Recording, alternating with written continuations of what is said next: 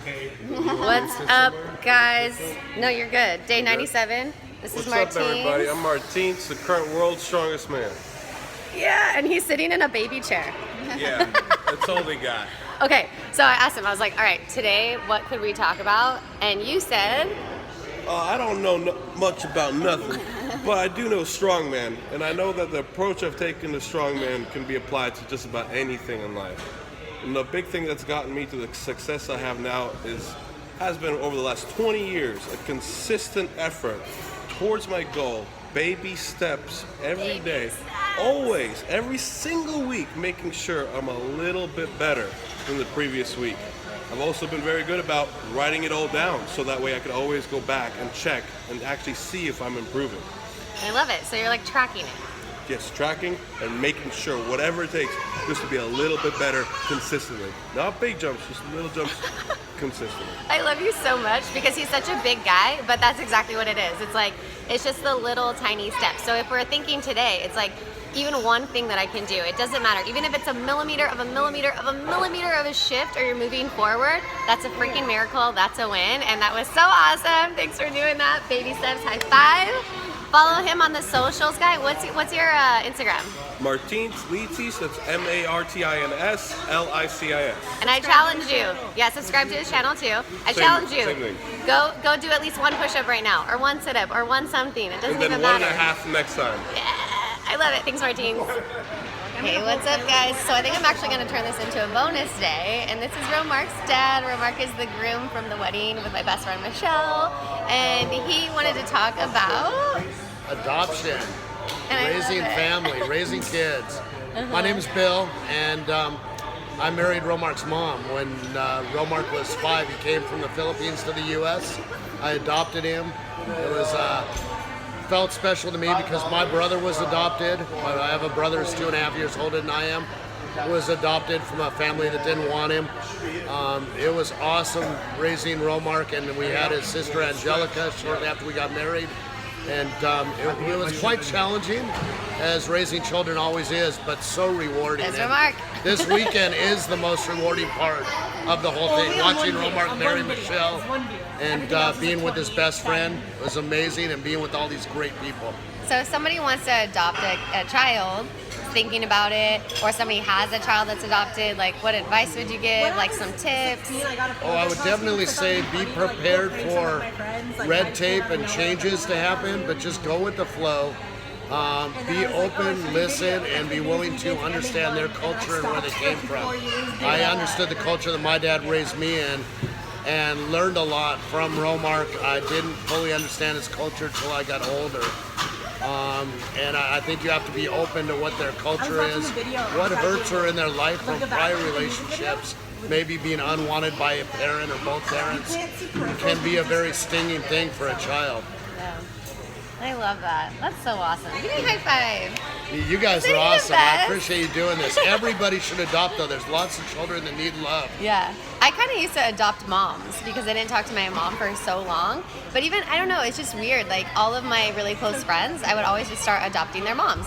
So I have all these, like, moms that I call. And my mom is so great, too, and it's been awesome. But for that period I didn't have her, I would, like, go and always just call my friend's mom's mom. And I kind of always was, like, the adopted child without being adopted. So you can create family anywhere, and that's really all it is. I think it's unconditional love, really being there for someone, accepting them for who they are, learning who they are. You guys learn from each other, and that's the fun process. And then the whole world can actually just kind of be family, get along, because we really are all one, you know?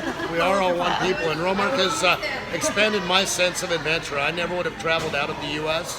If I hadn't had a son like Romark, who's so into international travel. I was in Russia earlier this year. I'm in Cancun, Mexico now. Yeah, you are. I never would have done that without Romark's sense of adventure teaching me things as he gets older, and we become more of a friendship instead of adult-parent relationship. Yeah, that's what's fun. Cool, I love it. Yay, high five. Yay, thank you. Thanks for being in the video. Everybody subscribe. Yes, woo woo. Okay, guys, this is Angelica, Romark's sister. And I love it because I'm now just, I guess, making a bonus video of all of Romark's people. And we wanted to talk about gaming misconceptions. Yeah. I'm a streamer on Twitch, in case you didn't know, but I've also made a lot of friends through Twitch. And it's kind of funny because like today especially, like gaming, it gets a bad rap in the media because everyone's like, oh, gaming is making kids violent. But it's also, personally, I think it's funny because that's where I found some of my best friends. One day I just kind of logged onto Twitch and I was just hanging out in a Twitch chat, you know, and you just like, you start talking to people, you're like, oh, we have this game in common, love to play it, let's talk about it. And before you know it, like, I'm making friends all around the world. Like, I found out I had some other friends in Southern California. Hi. Yeah. Yes, high five. High five with the British babe over there. Yeah, but like I found out I had friends in Southern California. Like, they're like roughly like a 2-hour drive away from where I live. And I met up with them and I hung out with them, and they're some of the nicest people. I go out there probably about once a month at this point. We go to hang out. They bought me, for my birthday, they bought me a desk, like a $300 desk. They got What? a bunch of people to chip in, right? Oh my gosh, that's crazy. Yeah. That's super cool. Right? Like, just, and I didn't know what was happening. Like, they just like, they're like, hey, we bought you this desk. It's coming this day, and I'm gonna come over and like help you like build it. And I was like, oh my gosh, what? Like, and it's crazy. And then like we go to, like, TwitchCon has a convention every year. We go and we hang out. And it's just a bunch of like, literally it's just a bunch of friends hanging out. There's a TwitchCon party. We're there. We're dancing just like you're in a club, but at a concert with like Blink 182 and like what, it was supposed to be Little Nas X, but he bailed, so it's Logic. And then like, I don't know, it's crazy. I just made so many good friends, and then we all get on and we're like, hey, want to go play a game? Like, there's an online version of like Pictionary where you can all just sign in, you all like draw stuff, and then you get in like a voice call, and it's hilarious because like you're like, why does your drawing look like a foot when your word's like a boat? And like, it's fun. It's a good time. It's people who maybe don't always have the best social skills, but you get them online and they're incredibly social, incredibly kind. I've never had anyone be mean or threaten me or be violent because of video games. And of course there's always like internet trolls and like people that, you know, whatever. But if you, so for people maybe that are looking for new friends, new community, like what's one of like the best ways that you can make friends like online and stuff? Like what are like, tips? Just find something you're passionate about. If it's knitting, there's a knitting community like somewhere online. Like there's like even weightlifting, like Martine's. Like go find his stuff and watch. I'm sure you can make friends through there too. You know. For me, it was gaming. It was Pokemon. Originally, I went on Twitch and I was like, oh, I want to watch Pokemon content, which turned into me like making some of my best friends, becoming a channel moderator, and just like finding good people to hang out with, finding people in my state that I can go and hang out with like every now and then. So yeah, and it's cool that it is international because like two of my best friends that I've met, you know, through, I guess mine was dancing. One is British, this hottie. Oh god. And then the other one is Australian. And if I wouldn't have traveled dancing, I never would have met them. And Chris Clark. Woo-hoo. And they're two of my closest friends that I absolutely adore. And I have friends all over the world. And mine was through dancing and travel, but you can also do that through online. And it's really cool because there is a big misconception, and we think like, oh, everybody's just on their phones today and all this stuff, and it's true. Like there's so much interaction on phones, and it's a whole other world. But it's really the lens that we look through it. Like I always say, I freaking love social media. Like I know there's BS. Like I'm not gonna lie, there's all of that stuff. But it's a yin and a yang. So it's like, what side do you want to focus on? You know, you're looking at what holds people back and like what gets in the way and like all the crap that's out there. Or you look at, there's a million people out there that you can connect with. There's so many people that are like you. And I'll tell you this, if you look at your day, how many people that you see more good people than you see like bad people. And maybe some people are closeted bad people, I don't know, whatever.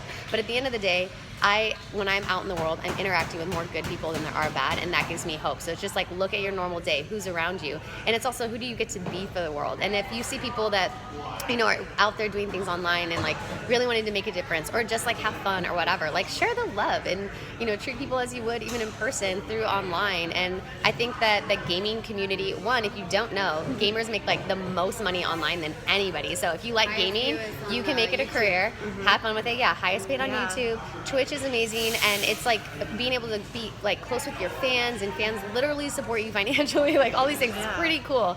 But I think the biggest thing is realizing again, like we are all family, and if we all want to, you have access to like so many beautiful people all around the world. And maybe if we looked at gaming or the internet or social media that way, you might actually see it as opportunity, and then you can have fun with it, and it will give you a lot more freedom. So, and there's the bright side of like, if you make friends all around the world, you have more of a reason and to go out and Yes. travel and And meet them. travel. Yeah, I have so many Yes, friends who are and like, hey, if stay you ever for want free. to, yeah, if you ever want to come to like North Carolina, like I have a house, like come visit me. Friends in Orlando at Disney World, they're like, yeah, I can get you in for free, just come out here. Like, yeah, friends in Dubai, friends in Yeah. Canada. They're like, hey, come visit me in Canada, and I'm like, All I over. might do that one day when I can afford it. But Yeah. I love it. It's all about community, guys. So thank you, Angelica. Love you, girl.